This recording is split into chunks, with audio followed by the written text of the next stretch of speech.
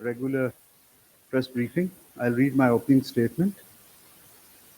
As you are aware, the past few weeks have seen heightened tensions between Pakistan and India.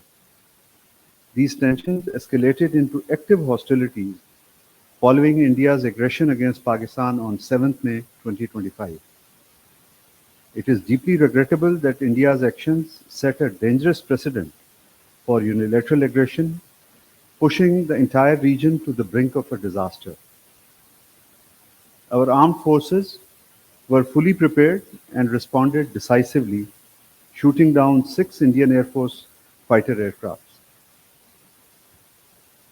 Air Force acted strictly in accordance with its mandate to target Indian aircraft that either violated Pakistan's airspace or discharged their payload against Pakistani territory.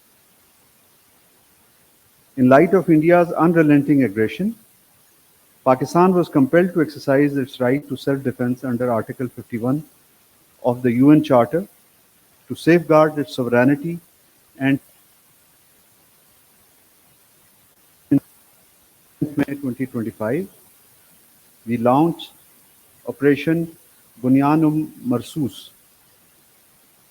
Our response was measured, proportionate, and strictly targeted military installations.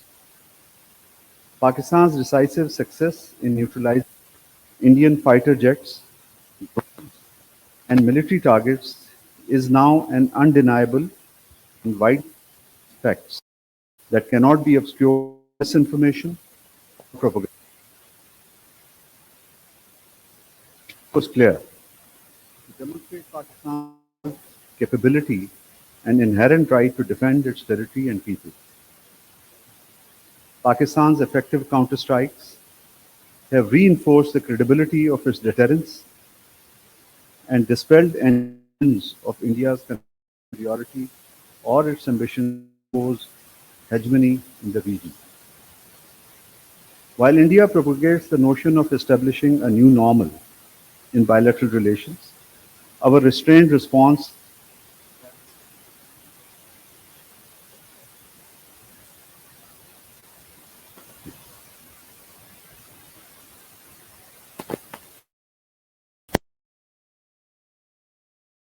India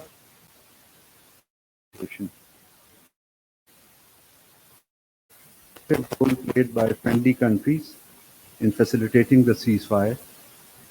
We also reiterate our support for President Trump's announcement on engaging with Pakistan and India to seek a resolution to the Jammu and Kashmir dispute. Let me clarify.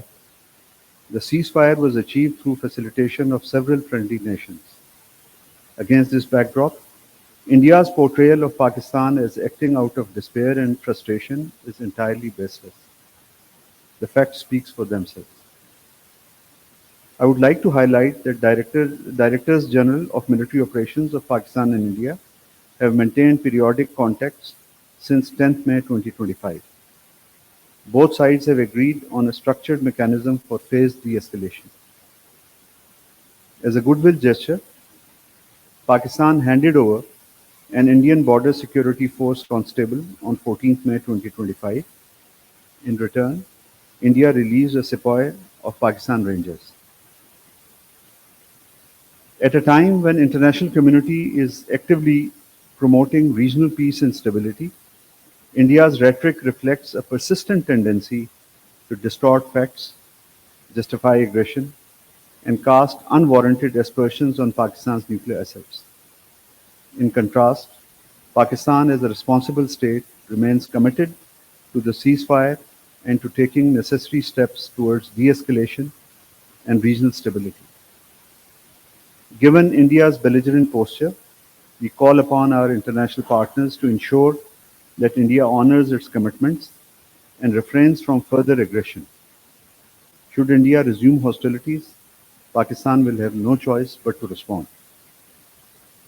In this era, peace is the true strength. The world is not served by theatrical militarism and grandstanding, but by mature leadership, regional cooperation, and respect for international norms. Pakistan is a sovereign nation with resilient institutions, a committed populace, and a globally recognized role in maintaining peace and security. Our commitment to peace must never be mistaken for weakness.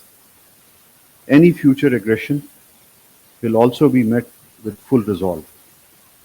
We hope India will prioritize regional stability and the well-being of its citizens over narrow, politically motivated jingoism. In conclusion, Pakistan firmly believes in peaceful coexistence. We prioritize dialogue and diplomacy over conflict and confrontation. We have consistently advocated for meaningful engagement and result-oriented dialogue to resolve all outstanding issues, including the core dispute of Jammu and Kashmir. A just and peaceful settlement of these disputes remains indispensable for lasting peace in South Asia. I thank you, sir, and the floor is open for questions.